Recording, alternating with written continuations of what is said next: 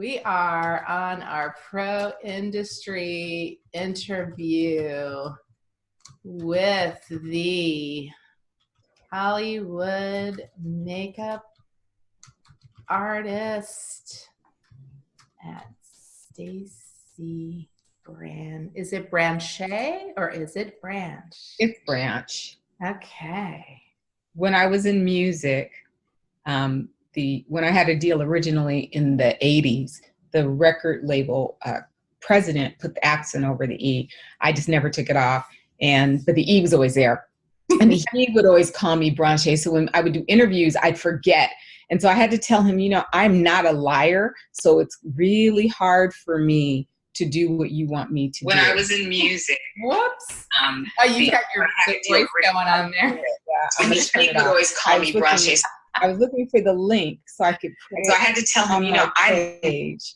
So you sent it over, but I think I touched it, so it didn't go. How did you send it? You're on. We're live. We're live. Oh, we're on Facebook. We're live. Yeah. Okay.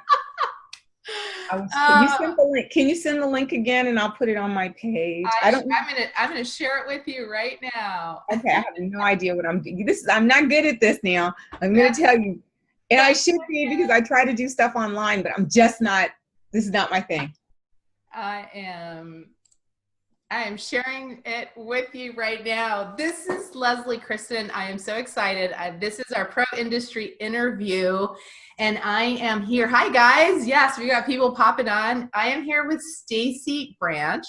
She is a Hollywood makeup artist with a ridiculous IMDb resume, and this is, believe it or not, this is my first time meeting Stacye virtually face-to-face. We have known each other throughout the years. She's been a big fan of CARA Cosmetics.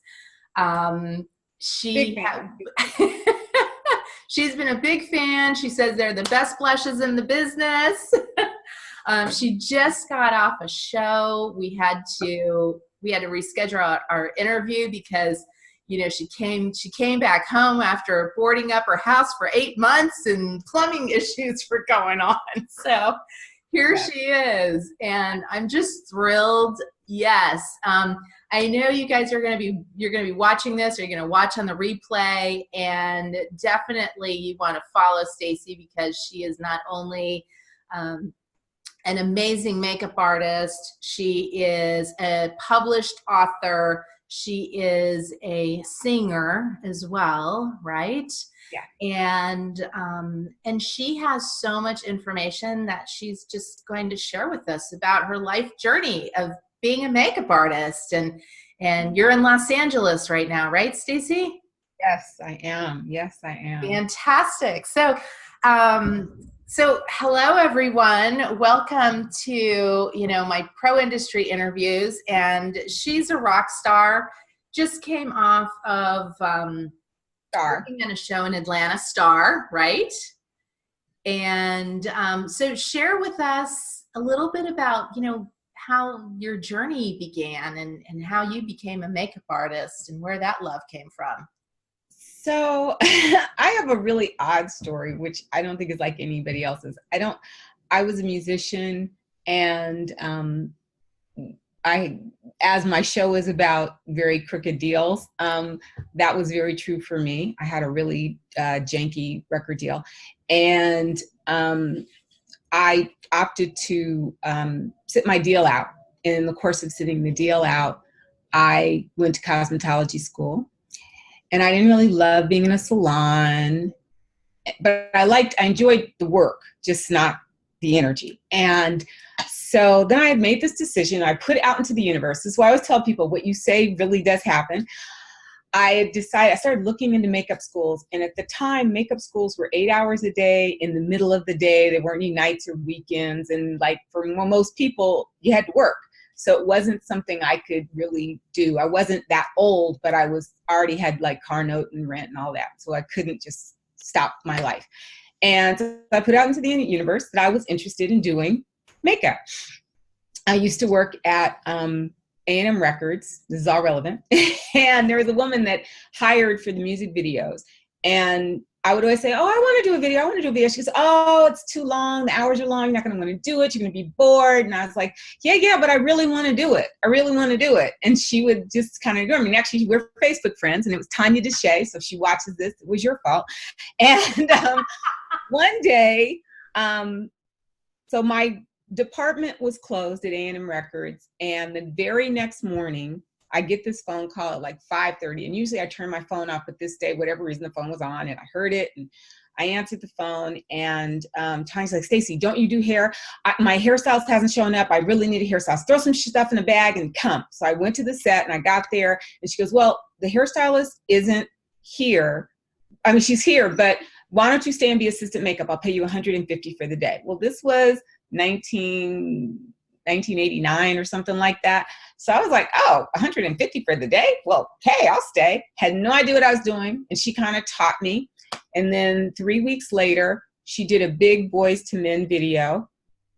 And she said, I have a bunch of girls coming. I know you don't have a kit, but why don't you come and you can watch Boys to Men? And I was like, oh, well, okay. So I went, and she gave me the makeup I needed and kind of showed me what to do, and I stayed. And on that video, I met another girl who I hit it off with, and she said, oh my, I really like you. I'd love to throw you my crumbs. And I said, okay. Well, her crumbs were Private Island Records and BET. So, because she lived in La Jolla and she didn't want to drive up. So I was like, okay. I ended up going to BET, and they liked me. So I'm really self-taught. And very fortunate.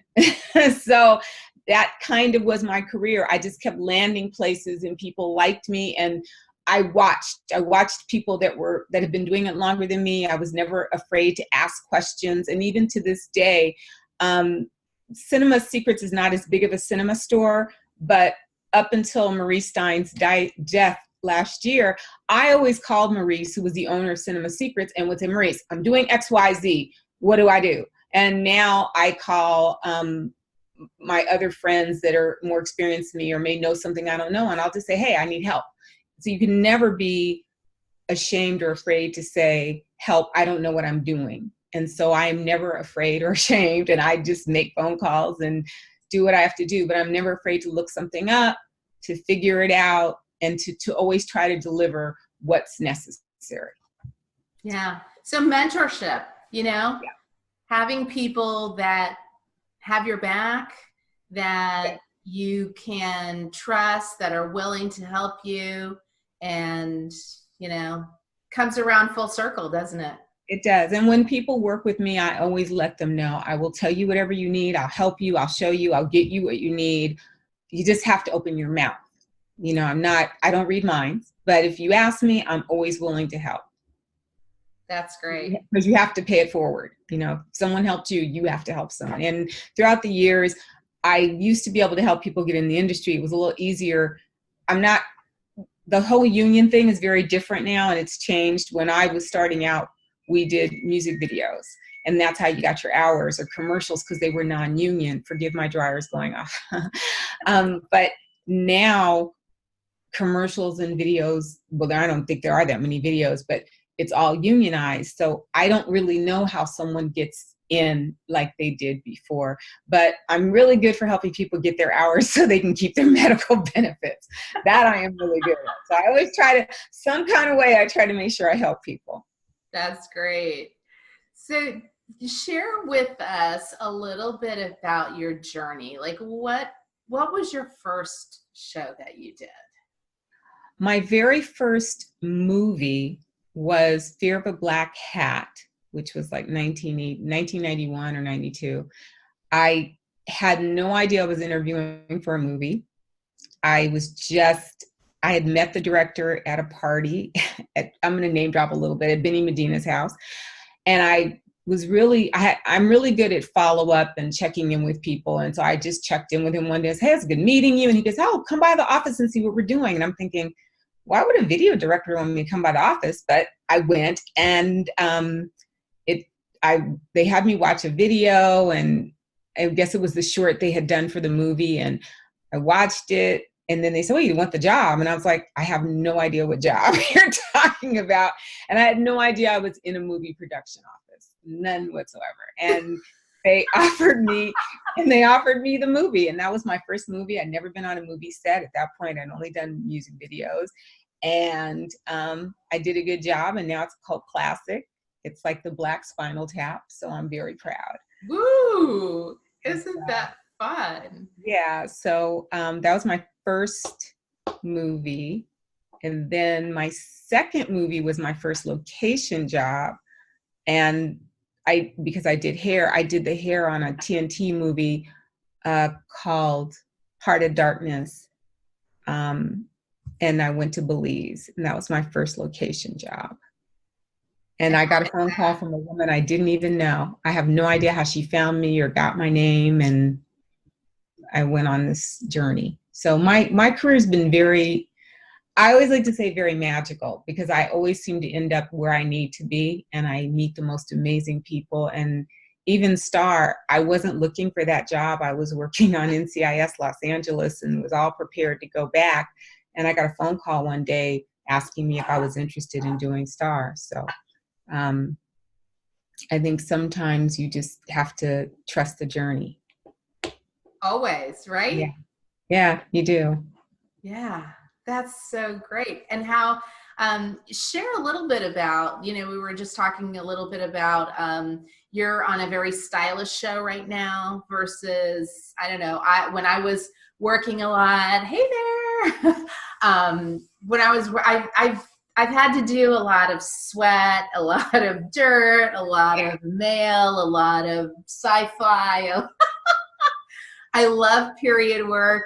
The bulk of my career was period. So really, I used to say, I just want to do a modern day show. I would always say that because I felt like I was always doing period makeup, which I'm good at, but it kind of, if all your movies are the 1940s and 50s, you get a little bored. And so now I do a modern, hip, funky show, which I get to kind of demonstrate what the other things I know how to do. Mm-hmm. Share with me one thing. Okay, so a lot of times, at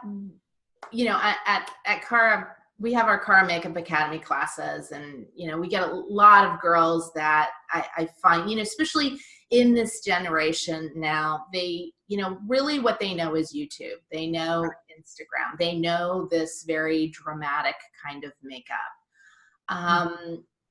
Can you share the difference between what you do for on camera versus what the trends that kind of people, know, like the younger girls? Because a lot of them, they don't have much knowledge about what encompasses becoming a makeup artist, especially if you're going to join the union and things like that. But just within the style, what is that transition of doing like that trend to having to do it for on camera? Okay. Or on camera, like I'm talking about TV. No, I understand. So I'm going to say this, and I hope I don't offend anyone as I say it, because it's the only way I only know how to say what I know how to say. Number one, I need everybody to stop watching YouTube. Why? Because a lot of times what I think women are not understanding is a male makeup artist who's doing makeup for drag is doing a heavy makeup because they're covering something. But if you're a woman, you don't have to create being a woman. And I think that's the point that gets missed. Mm-hmm. I think makeup right now in the day-to-day is far, far, far too heavy. It isn't necessary. You can look naturally. You can have a lot of makeup on and look naturally pretty if you know how to do it. I did a show a couple of years ago. I was day playing, and there was a background girl a good 30 to 40 feet away from me, and all I could see across the room was this white streak. And I had to tell her, it's fine that you want to wear the shimmer, blend it in. Like, everyone should not see it. The mistake people are making and not understanding is that high def is the human eye. So when you're watching high def and you see somebody and they look crazy, that is how people look if you do not blend the makeup down, if you use too much, if you're not using the right color, because high def is unforgiving. It is the human eye. So if you are not understanding understanding the canvas and that people are actually seeing every little thing you do, then you're going to just look like you have a ton of makeup on. And that isn't what that's not what a producer wants to see when his footage comes across in dailies. They want to see naturally pretty people, not people that are beat within an inch of their lives with makeup on. And I guess I don't have a nice way to put it because it really drives me crazy. I am known for my natural hand. I don't do heavy, I don't do drag.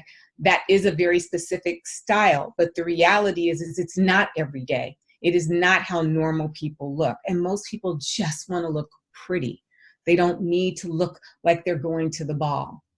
So I think that's the part that we need to start realizing, that a lot of the videos, especially the early videos, that heavier makeup, that is drag makeup for all intents and purposes. That's what it was. And that is heavy because they're covering a beard and they want to look like a girl. So the only way a man can look like a girl is to contour and to sculpt and to shade. But a woman doesn't need to do that to look like a woman. Mm-hmm. And I think that's where we have to kind of come back for a minute and find the beauty in the person we're doing, instead of covering it up, masking it with a whole bunch of things that they don't need. Yes. And I think also one thing that, because of my film background also, is that, and like you said, you know, I'm also like you, where I am not known for my super glam, dramatic kind of work, because that was not the medium and I don't particularly love that either. Right. But don't you think that also being able to have a discerning eye and to be able to create a beautiful canvas in a very, you know, like, for me at least, I go very lightly and layer and strategically apply product. Right, right. Layer, more layer, and another layer, like 5. Because there's a lot of things that you don't actually need. I mean, especially because we're not on film. Now in film, and depending on lighting, when you did sitcoms, you had that bright light, then yes, that beat was necessary, because when the lights hit, a person was washed out. But because I did film for so long, I didn't do sitcoms. So I always had a light hand, because on film, I know my work's going to be 50 feet high. So I could never be heavy. And I'd had directors that yelled at me, I don't want to see the makeup. Well, they weren't going to see it, but I understood what they meant. And that has served me well, because I do much better in high def than a lot of other people do, because I have a lighter hand. So I think that I'm with you. It's the build. Like once I do what I'm going to do in the trailer, and then once I get to the stage and I can see what I'm working with, yeah, okay, she may need a little bit more contour because it's a bit darker than I thought, or it's a bit brighter than I thought. So there's nothing wrong with zhuzhing on set, but it is always about giving yourself room to grow, you know, and not have to go and take everything down because you've gone too far. Right. Right. Yes. That's great information. Such good information. One question for you. Okay. So what do you look for when you hire makeup artists and makeup assistants? Well, first I want to know, girls, because this is the real deal. This is the real deal, and I'm really hard, which most people say I am. And if you can work for me, at least the rumors I've heard in LA are, if you can work for me, you work for anybody. I'm the same. But I'm never going to ask anyone to do what I will not do. I say that up front. So if I ask you to, you know, schlep something, trust and believe, if you don't move fast enough, I will go schlep it. So you can't, you know, suck your teeth and roll your eyes or do whatever, because I will end up doing it and then I just won't call you again, because I'm not into all that conversation. I believe in hard work. I work very hard. I've worked very hard my whole career. I've been doing makeup 30 some years. I've been in the union 30 years. So I work really, really, really, really hard. And I do not have a problem doing that hard work, but I expect it from the people that work with me. And everyone has to remember, when you're on a set, whether it's television or film, a video, it is always about the teamwork. And it is always about the vision of the director or the producer or creator or whoever it is that's in charge. It's always their vision. And I would tell anyone that is so worried about their own artistry, then you should stick with photo shoots and black and red carpet, because then you can do whatever you want and no one's going to say anything to you except the actress or actor that you're working on. But when you're working on a set, it is about the team. It is about listening to your department head, who is then listening to the producer. So it isn't, no one really gets to do what they want. It's about the teamwork. It's about us. It is about us working together to bring the vision that the producer wants, the director, or whomever's in charge, the showrunner. That's whose vision it is. And it is your job to deliver that. Nobody cares what you think, how you feel, what you think would be better. It is their vision. And if you want to be in the union, if you want to work, if you want to get a check, then you suck up your ego and you do what they want. It's real simple. There it is. Isn't life a little bit like that? So if you kind of get this from the beginning and you stay humble and you stay hungry, remember those 2 H's right there, you know, and you take advantage of those opportunities come across. Yeah. You have to be willing to step on them though. I mean, like, get on them and always, and this is another big thing for me, you know, never bite the hand that feeds you. Like, always, right. You know, if Stacye brings you on, then you are Stacye's girl. Like, you've got her back no matter what. Right. And that's a good point, because I know we have several girls I know on each coast. Everybody has that group of girls that everybody knows are a bit cutthroat. And here's the problem. You can cut one throat and maybe get a job that way. But number one, you got to walk before you can run. And if it was meant to be your job, you wouldn't have to take it from somebody. So that's the first thing. But wow, that's secondly, the other thing is, the same girls that I knew 20 years ago that had these reputations, the downside is they have their moment and they may be able to cut a few throats and get a few jobs. But the downside for them is, the minute that actor or producer or whomever is not hiring them, no one will hire you. Because now no one trusts you, you have a bad reputation, and you will be the girl sitting at home wondering why you can't get work, because no one trusts you on their set. No one trusts you around them. And I have had interactions with some girls, and 10 years later you figure, okay, maybe she's learned her lesson. And no, they really, really haven't, because some people really do not change. And it's not always about being a cutthroat. It could be being lazy. It could be being messy. Whatever it is, you have to figure out if you're really equipped to do this, and understand, to do this and to succeed, you just have to work hard. I mean, I've had people wonder why I work so much, or why I'm so, I remember one girl who was working for me says, why do you always make it about you? I said, because it's my name. It's not your name. It is my name. I will be the one to get fired, not you, but you will get fired too. So understand, if you don't support your boss, if you don't work as a team, then the team loses their job and the team gets a reputation.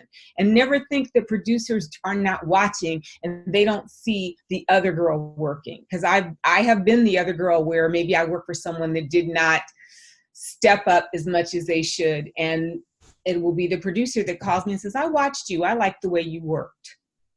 So it does matter, you know, that you are always working hard, but always supportive and always respectful of your department head. The person that brings you to the dance is who you leave with.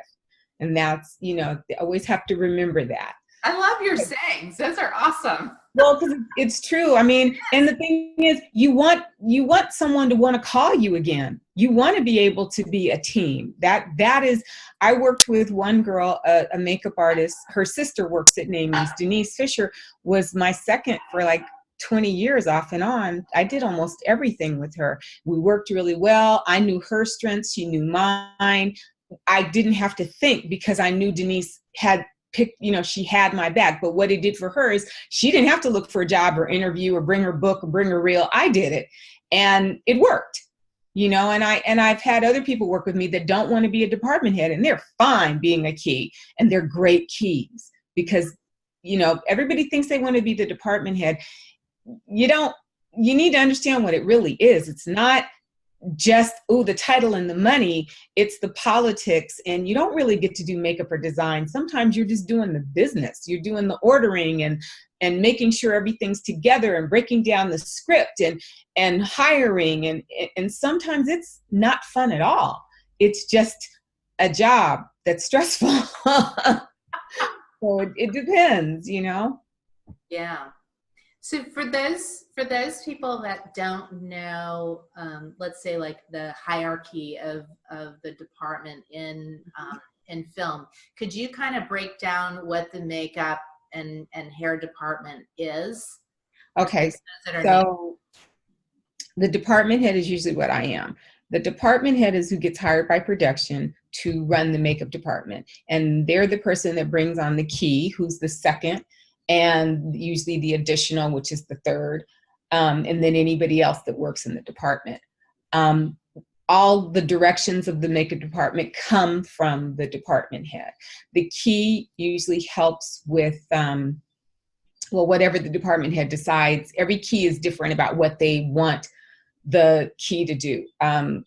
Sometimes my key usually does the continuity, which is keeping all of our photographs and our looks together, so that in the event that we have to copy something or duplicate a look, we have it. And sometimes I have them hire the additionals. It really just depends on what I think their skill set is, what I think they're strong at. The additional kind of, usually the department head and the key do the bulk of the talent. The additionals, the third, may do the day players and kind of watch the extras, the background, because most shows always have, you know, 5 to 20 background a day. So that person is kind of in charge of that. If I'm doing a TV show at the size of Star or a movie, usually I have my third kind of oversee the day players. So on a show where I'm going to have a lot of background makeup artists come in a lot, the third is kind of the liaison between myself and the background people, to make sure they have all their supplies, to make sure they know what the look is, to make sure that they have everything that they need, you know, time cards, whatever, and their instructions. So I really should never have to deal with additional makeup people. I should not, I mean, I usually go in and meet them or say hi, but I shouldn't have to interact if I don't have to. It's not a bougie thing. It's I have other things to be doing. So that's kind of a separate department, if you will. You know, I kind of let them do their thing because I need to be over here doing something else. Right, right. Thank you for that breakdown, because I know some of them, they're like so interested, and many people, you know, they think that being a makeup artist is just doing makeup all day. It's so not. Well, I mean, especially not for a department head, because you have to break down the, like you're on a TV show. When they're shooting one script, I'm going to meetings on the next script. I'm breaking down the next script. I'm ordering for the next script. So I'm always one script ahead of what's going on. So a lot of times I can't even keep up with what's actually going on, because I'm thinking about something I have to order or a gag I have playing, but I need to be on this show right now. So it's you have to keep 2 shows going in your brain at one time. And that's why having a good key is important, because a strong key knows when to step in and make sure that they're kind of covering everything while you're doing the other stuff that you need to do, you know, as well as, you know, we also do a lot of sitting around. And it's really important in that sitting around. Like, I admit, I'm guilty. I will sit and play games, but I always watch the monitor and I get up every time they cut. So but I know people that don't, and they sit there and it's like, you got to look up, you got to get out of your chair. You cannot just sit there like this. So, I mean, I think that's the disadvantage. In the old days, we played word games. So we always did something. We were knitting, we were doing all kinds of things in the old days, but now everybody's on their phones. So it's really important to separate yourself and be present in the job that you're doing. Yes, because I kind of equate it, not that I'm a mom, but, you know, like, you kind of always know You know, is the kid drowning while you're Right. having a conversation? How do moms know where the kid, you know? So it's kind of like that same type of radar when you're on the set. You may have a conversation with somebody or you're doing something, but you're constantly in your peripheral vision, you know, you know what is happening with your actor, the next scene and all of that. And, you know, that just comes with experience as well. Right. Yes, that's fabulous, Stacye. Gosh, you're just like a wealth of information. I'm sure you are too. I mean, you've been doing this just as long. I love especially, you know, having these moments where I get to introduce, you know, great people in the industry. Okay, so I just want to, I want to brag a little bit about Stacye here. So, you know, it says, you pull up her IMDb, it says, known for Pearl Harbor, Jerry Maguire, As Good as It Gets, Instinct. I mean, you did, what would you say, I mean, that's kind of probably hard to say, but like, what would be one of the best memories of the job that you've worked on? Andy Garcia teaching me how to salsa. I don't know. I mean, I have a lot of stories like that where you, or no, actually on my first film on Hearts of Darkness, Iman was in the movie and David Bowie came. And so I was doing hair on the project and I had created these elongated heads for the two boys that were in the movie with her and for her as well. But once I did them, I had nothing to do. So I would kind of sit in the trailer because I literally had nothing to do all day. And I would sit in my trailer. So for 2 weeks, I sat in the trailer having cappuccino and talking to David Bowie. Oh my God. Yeah, right. Exactly. And I got to meet Paul McCartney once. I almost broke Cuba's rib to meet him, but we were standing backstage at the VH1 Fashion Awards, and I think Stella was being honored, and Paul McCartney must have been standing on the other side of Cuba waiting to present her award. And I looked over and realized it was him, and I said, Cuba, introduce me to Paul McCartney. He's like, I don't know him. I said, I don't care. Just introduce me to him. And he kept saying, but I don't know him, and I'm just steadily hitting him, and I think I bruised his rib because I was like, you will introduce me to him right now. And he's like, Mr. McCarthy, please meet my makeup artist. She's about to kill me. So I got to meet the Beatle. I've had a lot of weird moments like that where I was just in the right place at the right time. And, you know, I have tons of gifts from As Good as It Gets because Jack Nicholson is very generous, which most people don't realize. He's very, very quiet, but every Friday you'd end up with like a shirt or some art that he drew or something. Extremely generous and kind to the crew, as was Whoopi Goldberg. There's some people that are lovely and you're just honored to have been in their presence, and you know why they are where they are and you're happy for them because they're so lovely. Mm-hmm. You know, I don't think people realize how far kindness gets you. Because we live in a bitchy, mean world, and you see some people get ahead like that, but there are some people quietly that get ahead because they're just kind. And I try to always remember that.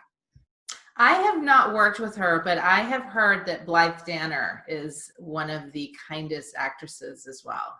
Okay, I haven't worked with her either, but I could imagine her to be. There was another show kind of going on at the same time, and there was some transpo people that were you know, driving her, and she was working on. And they said, you know, just kind of, and then of course you have some of the other ones that are well known, like, don't want to work with them. Yeah. Right. But yes, very gracious, very beautiful type of people. And and that does, you know, they can, because we're at the bottom of the totem pole, you know, we are. We are high-paid babysitters. That's the thing I need people to remember. Like, there's only a few makeup artists that have names that you know, and that's all great. You know, celebrity has its pros and cons, and that's what I think the part that people don't realize. It isn't about being famous. It's about being known for good work. For me, I'm famous for a lot of other things. There are people that know me for a lot of other things that don't even know don't realize I do makeup to pay bills. But, you know, with my music or my writing, But I just want to be known for good work. And if that makes me famous, then so be it. But I just I want people to always say that, well, she did a good job, because that's how you get more jobs. No matter what it is, people got to think you did a good job. It's no different than hiring the plumber. If he doesn't do a good job, you're not going to recommend him. So you want to be the person people recommend. Absolutely.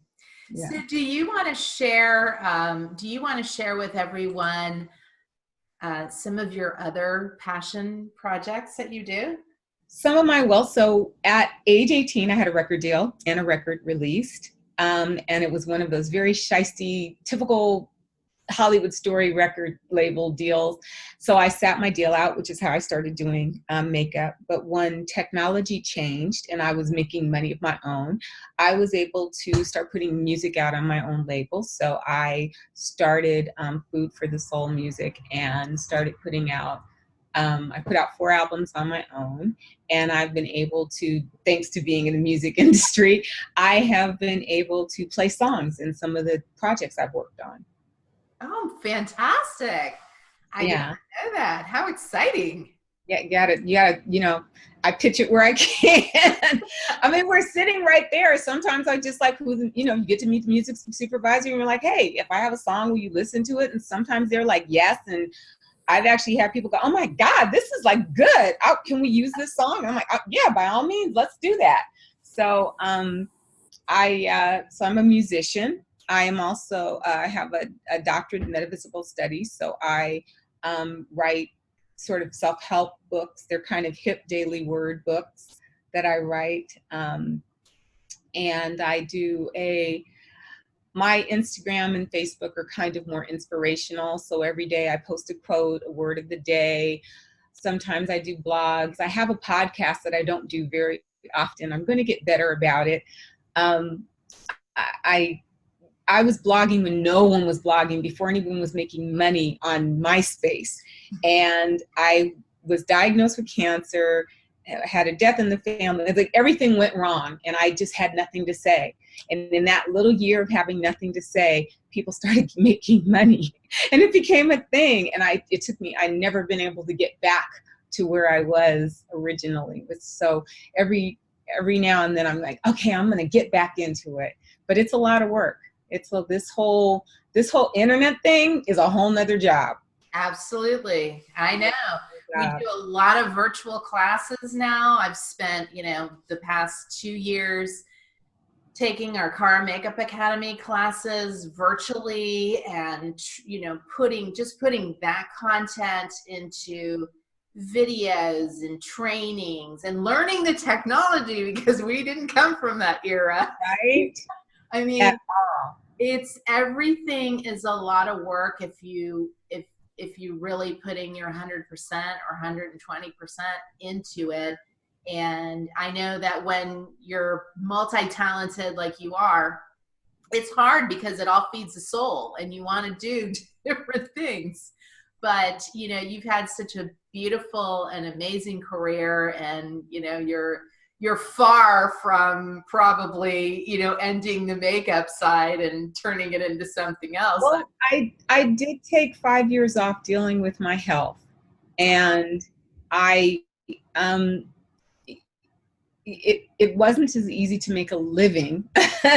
I know how to do makeup. Like, I'm really clear. That's something, it's a little easier for me. The other stuff, as I said, it's a full, like you said, there's so many platforms and there's so much to do and so much to keep up with. It's really a very challenging thing, and anyone that's able to actually make something of it, I applaud them, because I know exactly how much work they're putting in. And that's, and even that, there's a lot of people that think all of this is so easy and so overnight. None of it is. And just because you heard of somebody yesterday does not mean that they have not been working on that for 2 years. And there was actually there was a Good Morning America a few years back, and they had said basically that they're like, people believe this is overnight, but it's not overnight. The person you heard of today has probably been at it anywhere from 24 to 36 months before you heard of them. And that's about how long it takes. And even doing makeup, it takes a while for your name to get out there. You're not going to be famous overnight. You're not going to be a hit overnight. it does not work like that. Nothing really does, because you really do have to learn your skill, your craft. There's so much more to even doing makeup, no matter what medium you choose to do it, whether it's film, television, red carpet, photo shoots. It isn't just about the art of putting the makeup on, but it is the art of doing the business, because this is still the entertainment business. And that part is, I think, the part people miss. They burn a lot of bridges. I've noticed a lot of bridge burning with the youth. They don't quite get it is these relationships that make this work. And it's a lot of them don't like relationships. They don't even want to speak on the phone, let alone you in the eye. but you have to. This requires relationships, and it requires a bit of humility, and not thinking that you know everything, and being willing to learn and being open to new and different. That is all of how this works. And it can be very challenging. It's challenging for me still. Sometimes I'm in a room and I'm like, oh my God. But I suck it up and I deal with it, because it's my job. Your opinion's not always needed or wanted. Sometimes just do your job. Nobody cares what you think. Just do your job. Mm-hmm. And that's a really hard thing for some people. I mean, this is a person business. Like, it's a people business. And if you don't understand that, you'll never be successful. If you're not personable, if you're not kind, if you're not somewhat charming and funny, all of that gets you a job. Like that, I know people that aren't that great, but they're nice, so people hire them. And I think that's something everybody should remember. Nobody cares how good you are. If you're an asshole, then you're just not going to work. You're just a talented asshole, unemployed. The same for actors. I mean, it's the same thing. Yeah, I was on a TV show where they canned the protagonist. They replaced them. So and that's, I think I learned that, like, we're all replaceable. Always. We're all replaceable. We all make this work. And it does take a team to make the wheel go round. But at the end of the day, if that one little, screw, bolt, whatever, isn't working correctly, they will replace you with one that does. Yes. So you can't think, oh, I'm just so good, I'm so special. No, you're really not. You're just not. You are just one of many. There's a whole bunch of, there's always somebody that not only is willing to do your job, but wants to do your job and will do it better because they're more appreciative. Because you can never lose that humility and gratitude, because it's such an honor to be in this business. It is such an honor to do something artistic and make such a good living, and get 3 meals a day when you're on a show. I mean, when I hear people complain, I get so aggravated with them, because I feel like, where else could you do this? Why don't you go get a job at Macy's and tell me how you feel after you stood up for 8 hours? Tell me about that. Because this is such an incredible blessing. And I always want people to remember that you could be doing something else, making a lot less money and not as much fun and being miserable. So there's nothing to complain about. And it pertains to any job. Mm-hmm. Any job that you do is find that joy. Find what you love, and then put in the work. But I love what you said, Stacye, because that is why my class is like, it's business and beauty. It's bridal and business. It's not just, let me learn technique. Because it is a business. And one of our industry is not, hey, you can go to university for 4 years and learn how to become a working entrepreneurial makeup artist. It just doesn't exist. You learn it through either mentorship, other makeup artists. I mean, there are more now than when we started. Oh yeah. But really, I call them the non-sexy classes. Those are the ones that you got to take, because those are the ones that we don't like to do. Right. And there's some people, like I said, I have a friend who assists me sometimes, and she'll tell you in a heartbeat, I don't want to be department head. I don't want to talk to all those people. I don't want to deal with all that. The politics I don't think people have any idea of the politics. They're real, they're very real. Yeah. And if you can't do them, you won't work. Like there's so much that goes into being a department head. And I say it all the time. I mean, I've had people say to me, I want to be a department head, and and I can talk to them for a while or work with them. Like, I don't think it's for you. You don't, it takes a lot of temperament. Nobody wants to hear that. And it's not because I think they're going to take something from me. It's because I can tell that that it's not for them. And I actually know someone that used to say that to me a lot. And when they finally got to do it, someone in the trailer said to me, because I was there helping, and they said, she's the worst department head I've ever worked with. And I knew that. I was watching, and it's like she didn't remember anything I had told her. I was just watching everything she did, going, this is not going to end well for her. And I could see it. And she didn't know the politics. And the other really big thing is you have to learn to read the room. If an actor or talent or whoever you're working on is quiet, it isn't your job to be loud or to cheer them up all the time. And be pleasant. And if they want to talk, they will. But sometimes they're in a space that they need to be in to do the work they have to do, or they're going through something and they don't want to be bothered with you. And I've watched people not know when to shut up.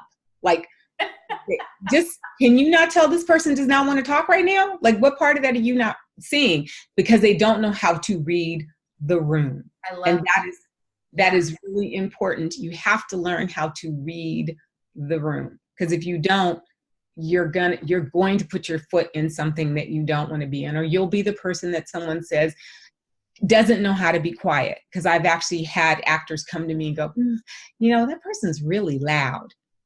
Okay, I'll talk to them. You know what I mean? But they think they're just being funny, and you're not being funny. You're really being annoying. Well, they're making it about them. Like, right. You have to read the room. Another one is set etiquette. Knowing and different, of course, different actors work differently. Different people have different personalities. I work with, clients at my studio. Some of them you can say certain jokes to or be kind of funny. Some of them you've got to be really, on the surface. Those are things that you really have to always be kind, but yes. Exactly it. It's kind of like having a massage and your massage therapist is talking all the way through it. Read the room. Exactly. Read the room. Those are words of wisdom. Those are such good nuggets. Yeah. So just the last thing that I would love for you to share is, and of course if anybody wants to get in the film business, they need to watch this video because there is just so much golden goodness in here. Thanks.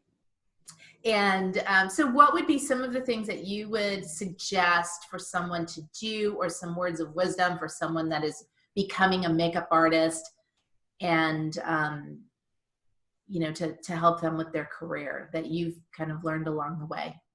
This business is all about the relationships you make. It doesn't mean kissing ass. It doesn't mean sucking up, but it just means always going in and doing good work and being pleasant, but making sure that you acknowledge everyone, because that same PA that you are, excuse my language, shitting on today will be a producer or director tomorrow, and they're going to remember that you weren't nice to them. So be nice. So true. It's true. Yeah, I mean, I was always nice to everybody. So I'm the person that the PA will recommend for a job because I was nice to the PA. And that PA will now be the coordinator on a show, and I'm the person they call because I was nice and I talked. I've seen it many, many times. I've watched people. I know the ones that are uppity that don't talk to people, and I've seen that, and it doesn't go well for them. So I think it's really important to always be kind, to be friendly, and always remember it's not about you. It is about being a team player and helping to create the vision that whoever has set. Whoever's hired you, it's their vision, not yours. And if you want to make it about your vision, then you should stick with red carpet and photo shoots. And even then in photo shoots, you don't really have a vision because the photographer knows what he wants to see. So always understand that you're facilitating someone else's vision. That's really the main thing you have to remember. Absolutely. Unless you are your own, you're creating your own project, and usually your own project is going to be a free, non-paid project. Mm-hmm. That's where you have complete autonomy over everything that you're going to do. But if not, like you said, we are creating some kind of project. You're a piece of that project. And one thing I did want to add is, because I have, a small business, and for me, every single employee, every single person that I have around me is so important. So when one of them, like you were saying, is that little, broken knob, or the one that's just not the one pulling their weight,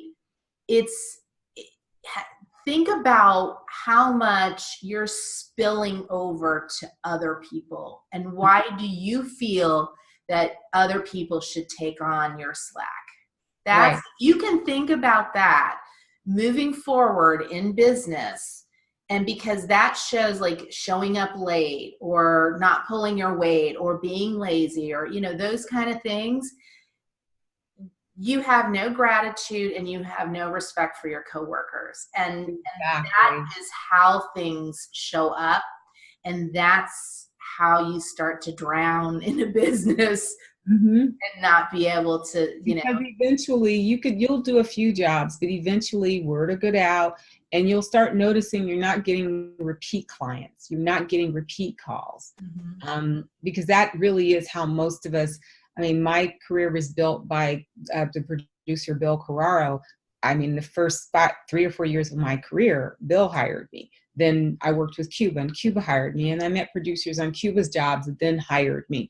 And usually it is the producers or executive producers that hire me for projects. Yeah. So because I know how to facilitate their vision, and that is really all anybody cares about. Yeah. And that's how it works.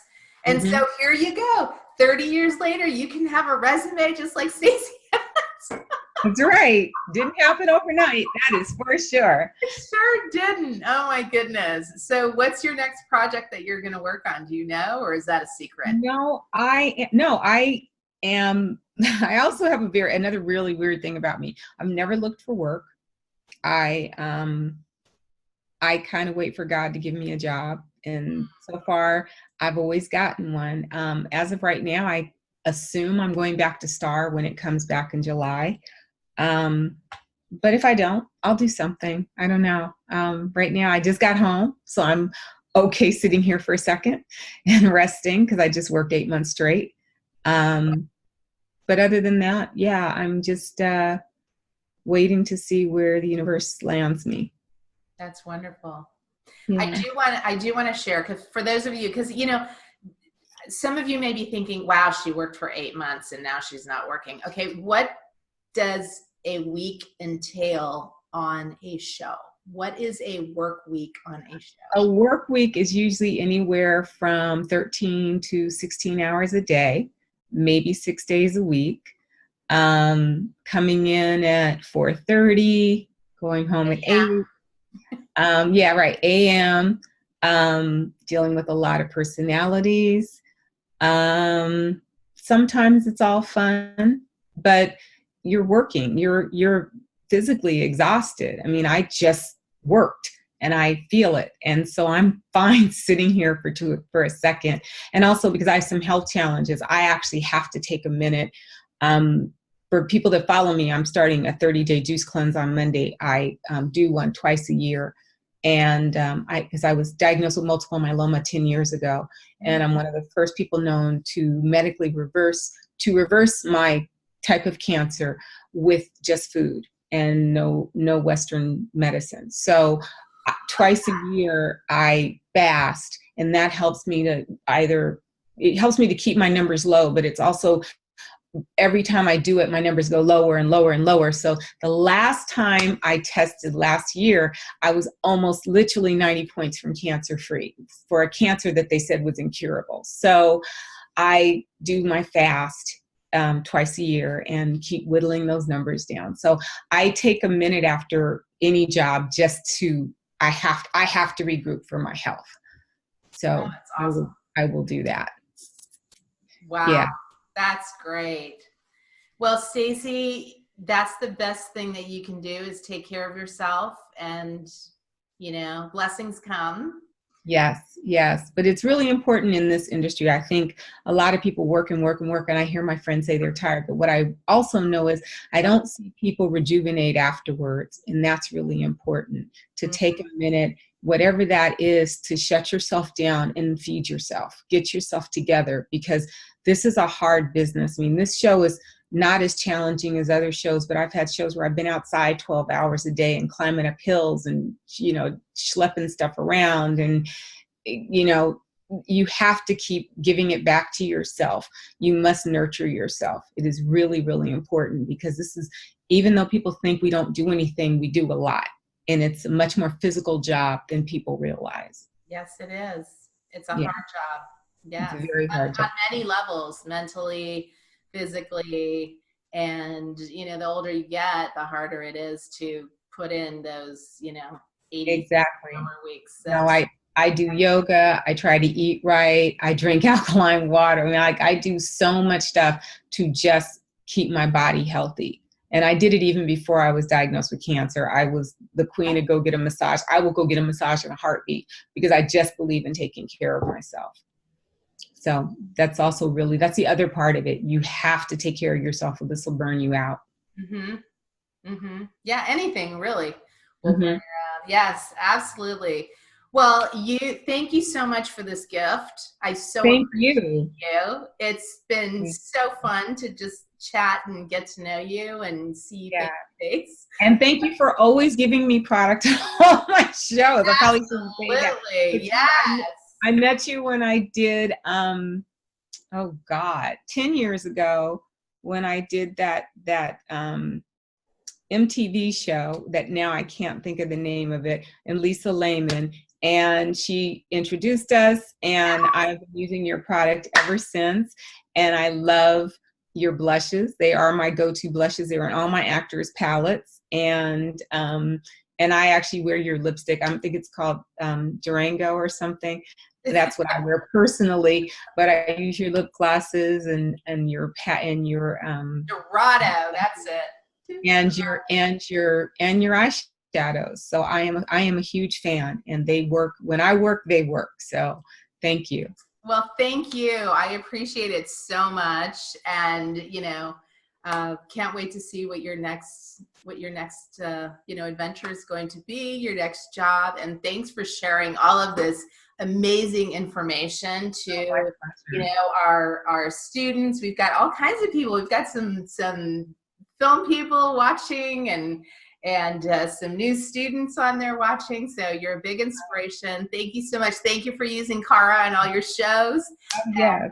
Yes, and it's been really fun having this time with you, Stacye. And, you know, just get lots of rest, have fun. I'll have to follow you. Do you share your recipes with your juicing and all that, or? I do. I'm starting my juice cleanse on Monday. It's the Stacye 30-day juice cleanse. I usually go longer than 30 days, but every time I do it, a few more people jump on with me.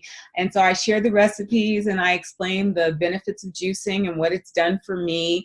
And I give a lot of helpful hints along the way, along with my little inspirational quotes every day. So my job, I believe all of our jobs, is to uplift and help each other. So that's what I always try to do via the internet. So. Absolutely. That is exactly what we do. And, you know, it's way too much energy to not be helpful to other people, and to, you know, share some love. So I'm going to follow your juice, because that's something I need to do. I need to do a fast as well. So you can just do it. You can do a few days, do the whole 30, but it is life-changing. It really is. People do not understand how beneficial it is. Wow. Cool. Well, I'm excited. Thank you so much. And we've got lots of love and stars and hearts, and I can't see all of them, but you'll see everybody. It was really fun. Thank you so much for having me. I appreciate it. Thank you for allowing me to reschedule, because I know I had a little emergency last week. That's but all right. Thank you. It's all perfect timing. Yes, it is. It is. Thank you so much. Bye-bye. Have a good day, everybody. Bye, Leslie. Bye. Bye.